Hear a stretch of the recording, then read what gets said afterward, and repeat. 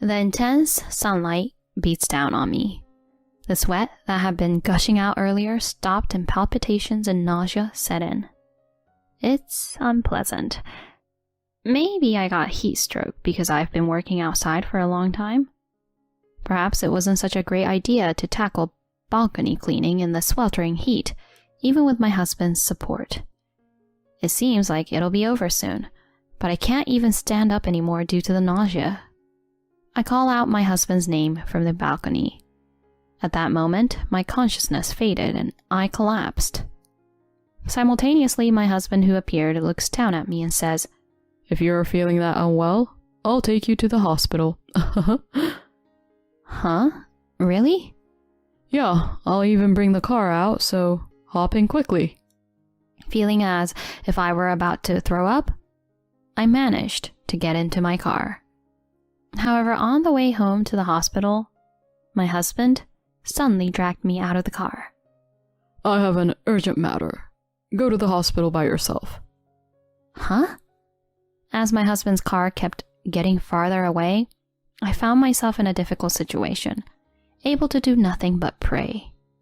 I don't want to be left here. Anyway, I need to hurry to the hospital. Right after that, my husband and I would face an unexpected turn of events. My name is Kelsey Miller. I'm 29 years old. I am an ordinary office worker working for a generic corporation. We only got married 2 years ago after my husband's pursuit. Our relationship evolved through work because my company had business dealings with his. We can understand and relate to each other well because our job responsibilities are similar. Because my company is larger in scale, overtime tends to be more frequent on my end. However, he understands the situation, especially during emergencies. Due to overtime, there are often times when I can't prepare dinner, and household chores end up being postponed to the next day. Yet William doesn't express dissatisfaction or blame me for these situations. However, that doesn't mean he takes over household chores when I work overtime. It seems he's not inclined to do the chores himself, even though he doesn't blame me. During the first year of marriage, I didn't mind much, but as we passed the second year, I gradually began to feel dissatisfaction with my husband. When I came back home the other day after overtime, I found my husband lying around in the sofa watching TV. In the sink, the remains of cup noodles and side dishes he had eaten were left as they were. "Welcome back. Thanks for your hard work with overtime today." It's nice to hear words of appreciation, but that's not what I want. Exhausted both physically and mentally from consecutive overtime, I inadvertently expressed what was on my mind. "Hey, William, can't you clean up after yourself for the portions you ate?" "Huh? What's gotten into you? You've never said anything like that before." "I don't want to do housework when I come home tired after work. It's fine when I come back on time, but doing chores after overtime is a bit tough for me." "I'm not asking you to do it, am I? Do it the next day on your day off." Either way, I don't like the assumption that I have to do everything. Why should I be the only one burdened with household chores in our marriage? I can't help but get emotional, and tears well up. I thought he would understand by now. That's what I believed. But he sighed loudly and unleashed the unimaginable. "You say you're the only one, but it's normal for women to do household chores, right?" "Huh? What are you saying?" "My mom was the same way, you know. She always took care of the house." "That's because your mother was a housewife, right? I'm a full-time employee just like you, William." "That doesn't matter. It's common sense for women to do household chores. Didn't you know that when you got married?" "I didn't know that. I just loved being with you, William. That's why I wanted to live together." I tearfully pled with my husband, but he doesn't change his expression at all. Moreover, he wears an openly annoyed expression. "If you love me, shouldn't you be willing to put effort into household chores for my sake? I also want to continue working even after marriage, and I let you work without saying anything. What do you mean? Do you dislike me or something? A wife prioritizing work over returning home early is abnormal, you know. A normal guy would have divorced you by now. Don't you understand that I've been able to maintain our relationship because I'm kind? I'm not prioritizing work over you. I thought that both of us working would allow us to save money for the future. After all, money is more important than me, right? Well, it's fine, but I'm feeling really put off. It's not like that. From that day on, my husband's attitude changed completely. When I come home from work, there's no longer the welcoming greeting that used to be there. He doesn't help with household chores or assist on weekends. For some reason, my husband's return home time gradually became later. My husband is closer to his office than I am to our apartment, so until now, he has been home before I am. Lately, my husband has been coming home noticeably later. Moreover, he started returning past midnight without any concern. As a result, I naturally end up spending more time at home. In the past, on days off, we used to enjoy drinking together, but now, those moments of couple time have significantly dwindled. He's late again today. I wait for my husband to talk to him, but even after midnight, he doesn't return. I waited until around 1 a.m., but since there was no sign of him coming back, I went to sleep first. The next morning, when I woke up, my husband was on the sofa in his suit. I tidy up the beer can that he probably left half empty, despite feeling disgusted by his sloppy appearance. At that moment, I noticed his smartphone under the sofa was blinking. This blinking is probably indicating a new message. Usually I wouldn't pay much attention, but for some reason it bothered me this day. Apprehensively, I picked up my husband's smartphone and secretly placed his finger on the fingerprint sensor to unlock it. When I checked the contents, his usual messaging app was displayed. Maybe there is something not good in here. With determination, I opened the messaging app. However, there were no traces of suspicious exchanges. Thank goodness. I was overthinking it. Then I realized that the notification I just received was apparently not from the Messages app, but from the Mail folder. When I tapped the email folder slowly, emails were categorized into work, private, and more. In one of the categorized folders, there was one with a heart emoji. Apprehensively, I opened it, and there were traces of an unbelievable exchange. Are you kidding me? Is he cheating? In the folder with the heart emoji, there were signs that my husband was exchanging messages with someone who appeared to be his affair partner. The contents included phrases like, "I love you" and "I want to be together soon." The moment I saw those, everything went dark in front of my eyes. Could it be that William is cheating? Since when? Why would he cheat when we're married? His attitude changed since that conversation we had, but could it be from that time? As I traced back the exchanges, it seemed their relationship had started quite a while ago. Initially, they seemed to go out for meals together, but after he became distant with me, there were records of my husband actively inviting her, staying at her place until late at night. I transferred those exchanges to my own smartphone and headed to the detective agency on the same day. There, I decided to request an investigation into my husband's affair. After that, I tried to maintain as normal a life as possible so my husband wouldn't suspect anything. Even William probably doesn't think I know about his affair. Although I didn't pay much attention before, he spends significantly more time looking at his smartphone compared to before. Presumably, he's in contact with his affair partner. 2 weeks later, I received a message from the detective agency saying, "We've gathered enough evidence." The photos presented by the investigator conclusively proved my husband's affair. Surprisingly, there was no shock, just overwhelming anger. I took the evidence home and decided to discuss the matter with both sets of parents involved. On the weekend, a few days later, I asked them to come over without my husband knowing. As I cleaned the room to welcome them, finally in the early afternoon, my husband returned home. By the way, you haven't been taking care of the balcony lately, have you? Oh, yeah. I've been busy recently and I might have neglected the cleaning. Make sure to get it done. If the moms come and it's not in proper shape, I'll be embarrassed too.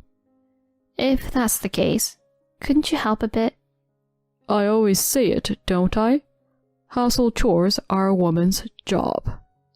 Having uttered those words, my husband left the living room and returned to his own room. Soon this relationship will come to an end. He still doesn't know that. I reluctantly went out to the balcony and started cleaning. Unexpectedly, intense sunlight made my sweat stream down incessantly. I wanted to take more frequent breaks, but I couldn't stop because my husband checked on me periodically. To make matters worse, he told me, "Don't come inside until you're finished," and closed the balcony door. I had no choice but to continue working for about an hour. Meanwhile, my health was approaching its limits. The strong sunlight mercilessly beat down on me. The sweat that had been pouring a moment ago stopped, and dizziness and nausea welled up. It feels awful. Could it be heat stroke because I've been working outside for so long? It seems like I'm almost done, but the discomfort is so overwhelming that I can't even stand anymore. I called out my husband's name from the balcony. At that moment, my consciousness faded, and I collapsed. Simultaneously, my husband appeared, looking down at me and said, "What's wrong? You haven't finished yet." "No, it's not that. I feel nauseous. It might be heat stroke." Heat stroke? If you're feeling that unwell, I'll take you to the hospital, really. Eh? Really? Yeah, I'll get the car out, so hurry up and get in. I didn't expect my husband to say that, and I felt a little relieved. While feeling on the verge of vomiting, I somehow got into the car. After driving for about 5 minutes, the speed suddenly began to drop. Then my husband stopped the car, got out of the driver's seat, and abruptly pulled me out of the car. "Wait, William, what are you doing?" Urgent matters came up. Go to the hospital by yourself. Huh? Honestly, I don't care what happens to you. I'm going. Wait, please, William. As if to drown out my voice, my husband's car kept getting farther away. I had forgotten about my physical discomfort, consumed by anger toward my husband. Leaving me stranded like this is unacceptable. After cheating on me, he treats me like this when I'm unwell. I will never forgive him. I will definitely get revenge. Slowly standing up, I began to walk, suppressing the nausea. It took me about an hour to reach the hospital on my own. However, my strength must have reached its limit. While completing the reception process, I collapsed. I was immediately admitted, and a few hours later, my father and mother rushed to the hospital. Geez, I was really surprised. Suddenly hospitalized with heat stroke. Comforting my almost teary mother, I apologized. "I'm sorry for causing you worry." I went on and told them everything. "Actually, William is cheating on me. I wanted you to come to the house to talk about this." "What? Cheating? William is?" "I had the detective agency investigate, and the evidence is in that bag." "Is this a joke? I found it strange that William didn't come to the hospital." On the way to the hospital, he forcibly dragged me out of the car, so I walked to the hospital on my own. "No way." My mother had a pained expression on the verge of tears. On the other hand, my father's face turned red with anger. "Kelsey, can I borrow these photos for a moment?" "Huh? Yeah, sure." "Thanks. I won't let that guy do as he pleases. Dad? While I didn't quite understand the meaning of his words, it was easy to imagine that my father was quite angry. He told me to rest and left the hospital with my mother. I informed my husband that I had been hospitalized and decided to focus on treatment for the time being. After receiving various treatments, I finally recovered a few days later. My mother came to pick me up and she drove me home. I'm back. When I opened the front door, there were a large number of shoes scattered about. Clearly, not my husband's. Hastily heading to the living room, I found my father and in-laws there. Next to them, my husband beaten up and a pale-faced woman were slumped over. What's going on? When I asked, my father spoke coldly. After visiting you, Kelsey, I went to see William's parents, to show them evidence of the affair. Is that so? Yeah. And then William's parents came to this apartment with us. And wouldn't you know it, William and this woman were inside. You informed him about your hospitalization, didn't you? Could it be that he knew I was hospitalized and brought his mistress into our home? That's exactly what happened. Thanks to that, we were able to witness the affair scene with our own eyes. It seems that the beating my husband received left him in a terrible state. Even my mother and mother-in-law, who are usually so kind to me, stared at him with a devilish look on their faces. My husband, perhaps no longer able to bear their attitude, complained to me with tears in his eyes. I didn't mean it, Kelsey. It wasn't like I was serious about that relationship. This was just a fling. A fling? After all those messages about wanting to be together quickly? It was just a spur-of-the-moment thing. What I truly love is stability. The affair partner, reacting to my husband's words, started making a fuss. Amidst their quarrel echoing through the room, I slammed my hand on the table, silencing them. You've got to be kidding me. Do you really love me? Then why did you leave me there in such a bad shape? There was even a chance I could have died. Despite that, you prioritized your affair over me. And that's not all. Wait, it's not what you think. At that time, she told me to come quickly. Wasn't it just an excuse to visit her place? You intended to drop me off from the beginning. You expect me to believe the words of a scumbag like you now? Save your lies for someone who cares. I don't want scum like you interfering with my life anymore. Stay away from me at all costs. Oh no, wait a minute, Kelsey. Don't divorce me. After my husband said that, I took out the divorce papers from my bag. I had received them from the city office on the way back from the hospital. I slammed the divorce papers in front of my husband and then went back to my parents' house. With the corporation of my in-laws later on, a completed divorce form was sent. I signed it and submitted it to the city office. We were officially able to dissolve our marital relationship. After that, I consulted a lawyer and demanded compensation from both William and his affair partner. The affair partner, who was living paycheck to paycheck with a part-time job, struggled to make ends meet with the repayments. Eventually, she had to rely on her parents, and it led to the inevitable breakup with William. On the other hand, news of William's affair and divorce quickly spread in the company. Although he didn't get fired, unable to endure the cold attitude from those around him, he eventually resigned on his own. His own parents disowned him, and he is now working part-time jobs. Unable to live in the apartment where we used to reside, he moved to a one-room apartment in a less affluent neighborhood.